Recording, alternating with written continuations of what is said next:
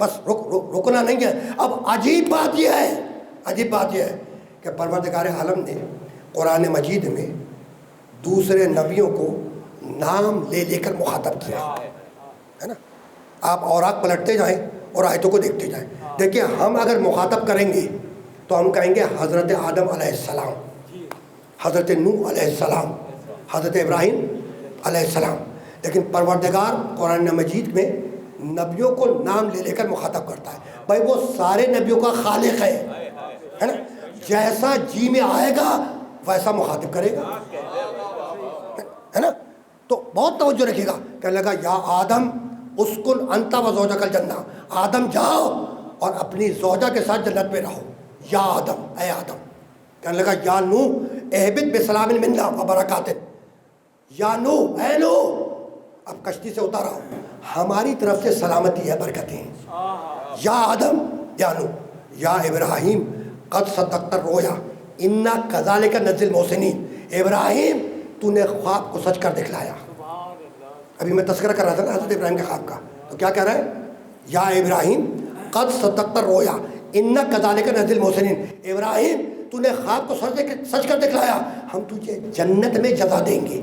تو یا آدم، یا نوح، یا ابراہیم، اور کہنے لگا یا موسیٰ انی انا اللہ رب العالمین، موسیٰ میں تمہارا اللہ تم سے مخاطب ہوں۔ یا موسیٰ، یا عیسیٰ انی متوفیک و رافعک الیہ، عیسیٰ، یا عیسیٰ، اے عیسیٰ ہم تمہیں اٹھا لیں گے۔ یا یحییٰ خذ الکتاب بقوۃ وآتیناہ الحکم صبیہ، یحییٰ کتاب کو مضبوطی سے تھامے رکھو، ہے نا۔ تو یا آدم، یا نوح، یا ابراہیم، یا موسیٰ، یا عیسیٰ، یا یحییٰ، ہے نا۔ تو دوسرے نبیوں کو نام لے لے کر مخاطب کیا، لیکن پورے قرآن مجید میں محمد کو یا محمد کہہ کے مخاطب نہیں کیا۔ فرق کو دیکھیں، دوسرے نبیوں کو نام لے کے مخاطب کرتا ہے، لیکن پورے قرآن مجید میں محمد کو یا محمد کہہ کر مخاطب نہیں کیا۔ اچھا، تو اپنے آخری نبی چہیتے نبی محمد کو جب مخاطب کرتا ہے تو کیسے کرتا ہے؟ تو کبھی کہتا ہے یاسین اے سید و سردار، کبھی کہتا ہے طٰہٰ اے طیب و طاہر، کبھی کہتا ہے یا ایھا المزمل اے چادر کے اوڑھنے والے، اے چادر کے اوڑھنے والے، کبھی کہتا ہے یا ایھا المدثر اے کمبل کے اوڑھنے والے، ہے نا۔ بھائی عجیب بات ہے، کتنا عارضی رشتہ ہے چادر کا میرے محمد سے، اور کتنا عارضی رشتہ ہے کمبل کا میرے محمد سے۔ بھائی میرا نبی جب گھر سے باہر نکلے گا تو دوش پر چادر ڈال دے گا، واپس آئے گا تہہ کر کے رکھ دے گا، عارضی رشتہ ہے۔ اچھا، کتنا عارضی رشتہ ہے کمبل سے میرے محمد کا، جب موسم سرد آئے گا، جاڑے کا موسم، میرا نبی کمبل اوڑھ کے لے جائے گا، جب موسم سرد گزر جائے گا نبی کمبل کو تہہ کر کے رکھ دے گا۔ تو عارضی رشتہ ہے چادر کا اور کمبل کا میرے نبی سے، ہے نا۔ لیکن اللہ نے اس چادر کا تذکرہ، اس کمبل کا تذکرہ قیامت تک جانے والی کتاب قرآن مجید میں کر دیا، ہے نا۔ یعنی میں کہنا یہ چاہ رہا ہوں کہ اللہ کی نگاہ فقط محمد کی ذات پہ نہیں ہے، لباس پر بھی ہے نا۔ میں ذرا سا بات کو اور آسان کر دوں، بھائی میں تقریر کر رہا ہوں، آپ تقریر سن رہے ہیں، سب تشریف فرما ہے نا۔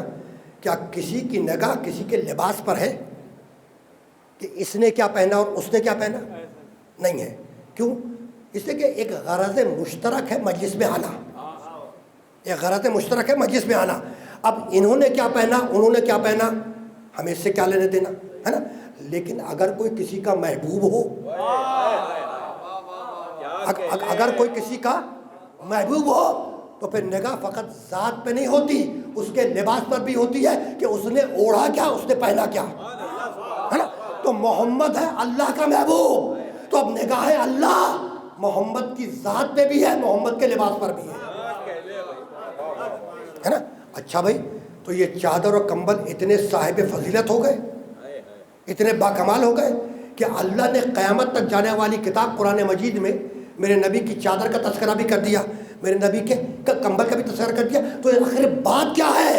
تو بھائی بات کل اتنی ہے کہ وہ چادر اور کمبل اس لیے صاحب فضیلت ہو گئے کہ وہ کچھ دیر کے لیے ایک معصوم کو اپنی آغوش میں لیے ہوئے تھے. وہ چادر اور کمبل اس لیے صاحب فضیلت بن گئے کہ کچھ دیر کے لیے میرے نبی کو آغوش میں لیے ہوئے تھے, کہ معصوم کو آغوش میں لیے ہوئے تھے, ہے نا. تو اصول تو مل گیا کہ اگر کوئی چادر, اگر کوئی کمبل کچھ دیر کے لیے کسی معصوم کو اپنی آغوش میں لے لے تو صاحب فضیلت بن جائے. تو اب وہ ابو طالب جو 12 برس تک محمد جیسے معصوم کو لیے بیٹھا رہا,